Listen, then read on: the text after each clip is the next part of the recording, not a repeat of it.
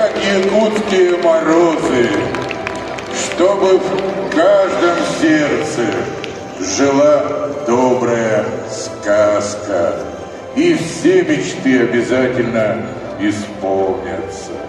С наступающим Новым годом, Якутия!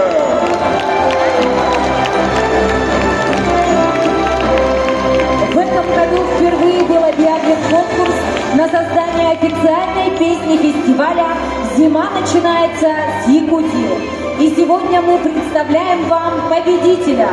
Слова ученика 4 класса школы номер 36 Александра Голокова, мелодия Саргыламы Аконешниковой, аранжировка Станислава Ольцова, исполняет автор песни Александр Голоков и вокальный ансамбль школ-студии «Виктория».